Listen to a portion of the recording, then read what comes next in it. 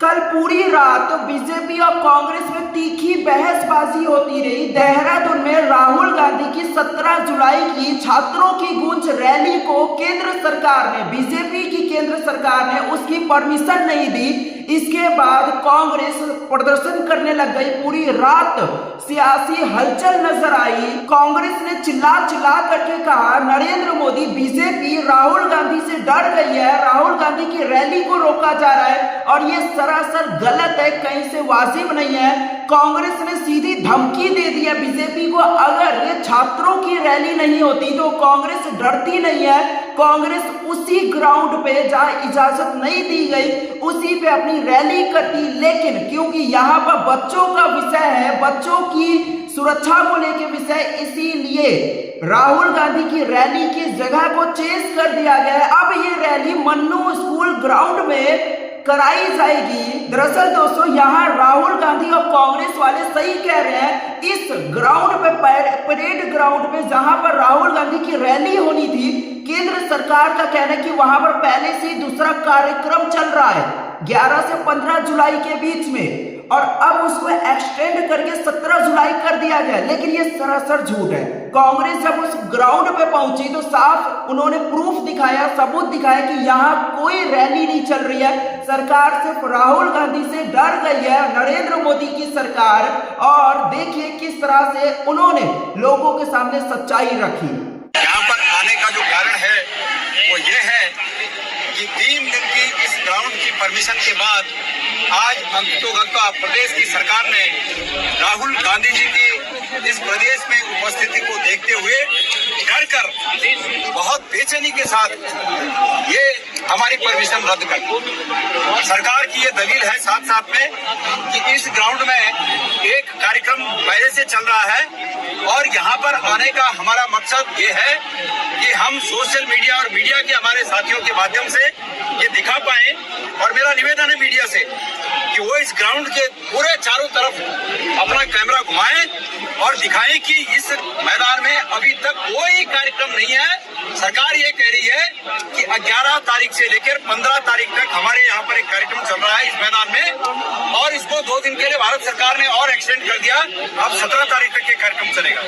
इसके बाद कांग्रेस सबूतों के साथ सामने आई और उन्होंने बताया जिस ग्राउंड की फीस 65,000 रुपए होती है वो कांग्रेस से 1,75,000 के करीब लिया गया। उसके बाद भी छात्रों की वजह से कांग्रेस ने कोई प्रदर्शन नहीं किया और सीधे फीस जमा कर दी। और फीस जमा होने के बाद बीजेपी वालों ने फिर भी परमिशन नहीं दिया, झूठ बोल करके। इस मैदान की फीस सिर्फ 65,000 रुपए होती है। हमसे 1,77,000 जमा करवाया, हमने वो भी 1,77,000 जमा किया, लेकिन उसके बाद आज इन्होंने ये परमिशन रद्द की। ये इनकी डर दिखाता है कि राहुल गांधी जी के आने से ये कितने भयभीत हैं। कांग्रेस कहती है, आप सुनिए पूरे स्क्रीन पे, देहरादून में 17 जुलाई को नेता विपक्ष राहुल गांधी छात्रों की गूंज कार्यक्रम करने वाले हैं। इसके लिए परेड ग्राउंड की अनुमति लेकर 1.77 लाख रुपए फीस जमा की गई। फिर अचानक अनुमति कैंसिल करके बताया गया कि वहां दूसरा कार्यक्रम चल रहा है। लेकिन जब देर रात कांग्रेस नेता और कार्यकर्ता परेड ग्राउंड पहुंचे तो वहां कोई कार्यक्रम नहीं चल रहा था, पूरा ग्राउंड खाली था।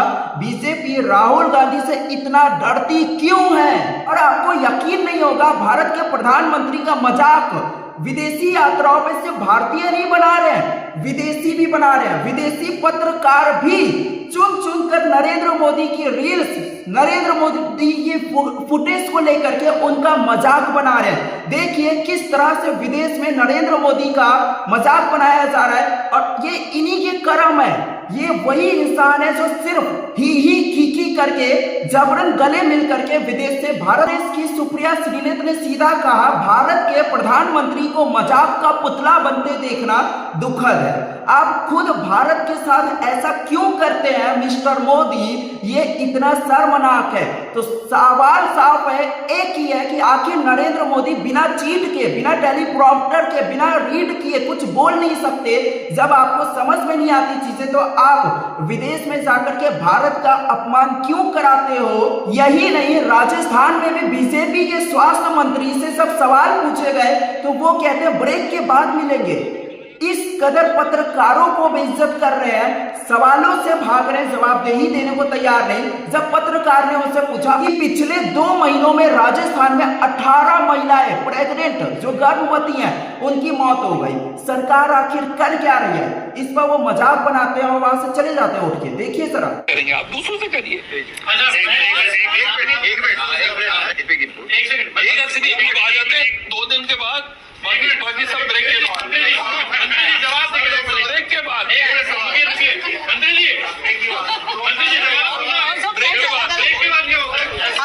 बाद, मौत आएगी।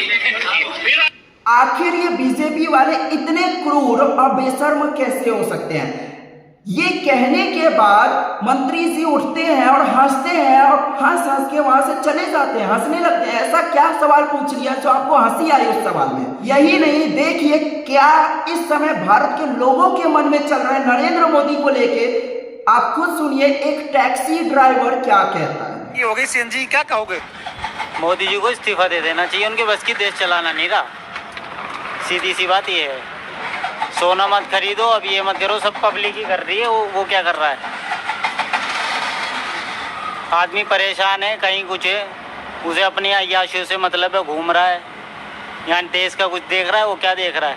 और तो और अमेरिका में एक बार फिर भारत के खिलाफ 100% टैरिफ लगाने की आवाजें तेज हो गई हैं, बुलंद हो गई हैं। अमेरिका के ट्रंप के करीबी उन्हीं वही आवाज उठा रहे हैं नरेंद्र मोदी के खिलाफ, भारत के खिलाफ, और भारत इस पर खामोश है। सुनिए जरा। Imposes tariffs that are targeted, narrowly limited to the 5 major purchasers up to 100%, with waiver authority that is narrowly tailored and constricted. And those 5 major purchasers right now of oil are China, India, Slovakia, Hungary, Azerbaijan. And on gas purchasers, it makes an exception for the purchasers who are buying less than 15% of total Russian natural gas imports and are taking significant steps to reduce their purchases. So our European allies are not targeted here. इस पर कांग्रेस का पलटवार आया है। कांग्रेस ने BJP को आईना दिखाया और कांग्रेस कहती है अमेरिका में भारत पर 100% टैरिफ लगाने की मांग उठ रही है क्योंकि भारत ने रूस से तेल खरीदा। ये मांग रूस ट्रंप के अपने लोग उठा रहे हैं। आखिर भारत की नीतियां कौन तय कर रहा है? पीयूष गोयल लपक लपक के अमेरिका के साथ व्यापार समझौते पर ज्ञान देते फिरते हैं। अब इस पर मौन क्यों है, चुप क्यों है? सस्ता रूसी तेल खरीदने के लिए पहले ट्रंप की मंजूरी ली, फिर उनकी परमिशन से खरीदा और अब खरीदने पर भारी टैरिफ की धमकी मिल रही है। अमेरिका लगातार भारत को निशाना बना रहा है, पर मोदी जी तो पूरी तरह सरेंडर कर चुके हैं। कोई बड़ी बात तो होगी जिसके लिए ब्लैकमेल किए जा रहे हैं। चले थे विश्व गुरु बनने। कल के दिन बवाल सिर्फ देहरादून में नहीं हुआ, कल के दिन बिहार में भी बवाल हुआ, खूब बवाल हुआ।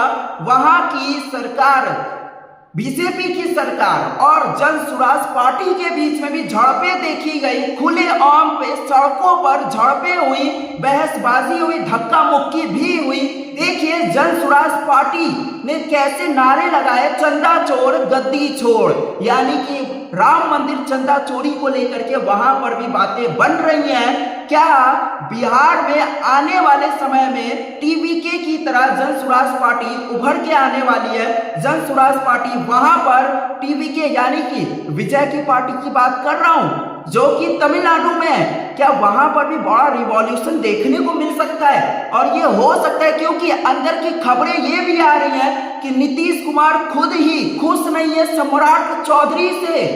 तो बड़ी खबरें आ रही हैं बिहार से। क्या बिहार की सरकार गिर सकती है? बिहार के तेज प्रताप यादव ने भी ये भविष्यवाणी की थी कि अगले आने वाले कुछ समय में बिहार की सरकार गिर सकती है। और जन स्वराज पार्टी जिस तरह धीरे धीरे लोगों के अंदर झूम रही है, लोगों के अंदर अपना नाम बना रही है, क्या तमिलनाडु की तरह बिहार में जन स्वराज पार्टी का अराइज होने जा रहा है? बीजेपी के डिप्टी सीएम एकनाथ शिंदे सामने आते और कहते हैं कि टीईटी के पेपर में जो पेपर लीक हुआ ना 1 महीने पहले, उसके दोषियों को नहीं छोड़ा जाएगा, सबको एक एक करके पकड़ा जाएगा। कब? और आप जिस तरह का दावा कर रहे हो, अगर आपने उसका 1% भी काम कर लिया होता तो राहुल गांधी की रैली में इस कदर बच्चे छात्र ना शामिल होते। जंतर मंतर पे सोनम वांगचुक के लिए पूरी देश एक साथ एकजुट खड़ा ना होता। सारे बड़े बड़े मंत्री जो कि एक दूसरे के विपक्ष में खड़े रहते हैं, लेकिन वो सोनम वांगचुक का एक साथ मिलकर सपोर्ट ना कर रहे होते। सुनिए बीजेपी के एकनाथ शिंदे क्या कहते हैं पेपर लीक को लेकर और राहुल गांधी को लेकर के। राहुल गांधी की बयान को कैसे जवाब देंगे सर आप टीईटी एग्जाम को लेकर?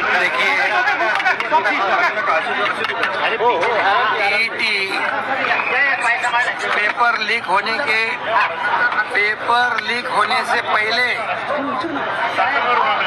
तुरंत पुलिस ने उनको पकड़ लिया, पूरा चेन को पकड़ लिया है, पूरा नेक्सस तोड़ दिया है और उनको जेल में ठूस दिया है।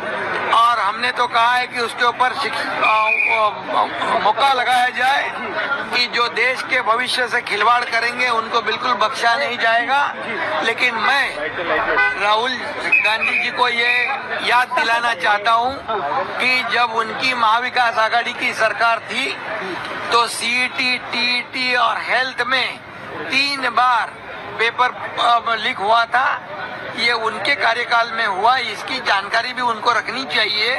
पेपर लीक होना ये गलत है, ये विद्यार्थियों के भविष्य से जुड़ा हुआ प्रश्न है। अभी जो पेपर लीक हुआ है टीटी का, उसको इतनी कड़ी कार्रवाई होगी कि भविष्य में ऐसी हिम्मत जुर्रत कोई भी नहीं कर सकता। राहुल गांधी सीरियस नहीं लगता आपको? विरोधी पक्ष होने नेता होने के नाते भी इस प्रकार का बयान? राहुल गांधी विपक्ष के नेता है, अभी है कहाँ वो तो विदेश में है। जब लैंडस्लाइड हो गया वायनाड कहीं नहीं, वो जब ही ऐसा दुर्घटना होती है तो वो लापता हो जाते हैं विदेश में और वहाँ जाके हमारे प्रधानमंत्री को गाली देते हैं, प्रधानमंत्री जी के ऊपर आरोप करते हैं, देश के ऊपर आरोप करते हैं। ये देश की बदनामी नहीं है क्या? ये देश की विपक्ष का नेता का जिम्मेदारी क्या है? जब ऐसे हादसे होते हैं तो देश में रहना चाहिए, यहाँ पर लोगों की मदद करनी चाहिए, सरकार से मदद करवानी चाहिए। ये काम उनका है, जिम्मेदारी उनकी है, न कि विदेश में जाकर प्रधानमंत्री के खिलाफ बोलो, देश के खिलाफ बोलो। ये देश प्रेम नहीं है, समझ गए? क्या देश प्रेम नहीं? अरे मैंने कितने बार कहा है कि ये देश प्रेम वाली बात ही नहीं। जो हमारे प्रधानमंत्री को बार बार आरोप लगाता है, जिस प्रधानमंत्री को 33 देशों ने संवारा है सम्मान से, उनको तुम गाली देते हो, इसमें क्या बड़ी बात है? और इसलिए प्रधानमंत्री जी तो अपने काम के जरिए आगे बढ़ रहे हैं, देश को आगे बढ़ा रहे हैं। और इसलिए विपक्ष का नेता होने की वजह से गैर जिम्मेदाराना काम नहीं करना चाहिए। मैं उनकी कड़ी निंदा करता हूं। 16 जुलाई को कॉकरोच जनता पार्टी अपना एक मास हंगर स्ट्राइक करने जा रहा है, यानी कि सामूहिक रूप से सभी मिलकर के हंगर स्ट्राइक पे बैठेंगे। किसके लिए? सोनम वांगचुक के लिए। सोनम वांगचुक जो पिछले 18 दिनों से भूख हड़ताल पे आमरण अनशन पर बैठे हैं धर्मेंद्र प्रधान के खिलाफ। इस पर तिहाड़ जेल से लौटा ये गोदी मीडिया का पत्रकार ये सुधीर चौधरी, जो कि तिहाड़ जेल से निकल के आया और अब गोदी मीडिया के न्यूज चैनल पे सबसे प्राइम टाइम इसको मिल गया है। और अंदर की खबरों के अनुसार हमारा आपका टैक्स का पैसा ले करके इनकी सैलरी साल की 15 करोड़ से ज्यादा बताई जा रही है। ये दिहाड़ी पत्रकार क्या कहता है कॉकरोच जनता पार्टी के खिलाफ, सुनिए पूरे स्क्रीन पे। सुधीर चौधरी कहते हैं कोई नहीं चाहता कि सोनम वांगचुक की मृत्यु हो, आज उनकी जान बचा सकता है वो व्यक्ति अभिजीत दीपके है। उनसे ये भूख हड़ताल समाप्त करने के लिए मनवाइए, उन्हें अस्पताल ले जाइए। यदि अभिजीत कोई बिंदु बनाना चाहते हैं तो वे खुद भूख हड़ताल शुरू कर सकते हैं, लेकिन सोनम वांगचुक को बख्श दे। एक बुजुर्ग के जीवन को राजनीतिक अभियान में ना बदले। सुधीर चौधरी के इस बयान के बाद सारा भारत उनके खिलाफ हो गया है। सारे भारत के छात्रों ने उनको खूब सुनाया सोशल मीडिया पे, और अभिजीत दीप के सामने आते और कहते हैं कि दिहाड़ी जी हर कोई आपकी तरह सरकार के नियंत्रण में नहीं आ जाता, सरकार का चापलूस नहीं बन जाता, ये कहना चाहते हैं अभिजीत दीप के। इसके अलावा अभिजीत दीप को इस कदर परेशान कर दिया गया है कि अभिजीत दीप के सामने आते हैं और सीधा सवाल पूछते हैं कि आप मुझसे ये सवाल क्यों पूछ रहे हो कि विपक्ष सोनम वांगचुक और हमारा समर्थन क्यों नहीं कर रहा, हमें इससे क्या मतलब, कोई सपोर्ट करे या ना करे। अभिजीत दीप के यहां तक पूछते हैं कि सीजेपी कॉकरोच जनता पार्टी का टीम के हर सदस्य भूख हड़ताल पे नहीं है, ऐसे सवाल उनसे किए जा रहे हैं। ऐसे सवाल करने के बजाय जो वास्तव में मायने रखता है वो सवाल क्यों नहीं करते। और कॉकरोच जनता पार्टी के अभिजीत दीप के पूछते हैं प्रधानमंत्री संवाद में भाग लेने से क्यों इनकार कर रहे हैं, क्यों भाग रहे हैं। शिक्षा मंत्री को जवाबदेही के लिए अभी तक क्यों नहीं रोका जा रहा है। ये वो सवाल है जो गोदी मीडिया को पूछना चाहिए, लेकिन गोदी मीडिया सवाल नहीं, अपना टीआरपी के लिए विपक्ष को सामने लाने की कोशिश कर रहा है और राजनीति में गर्म मसाला मिलाने की कोशिश कर रहा है।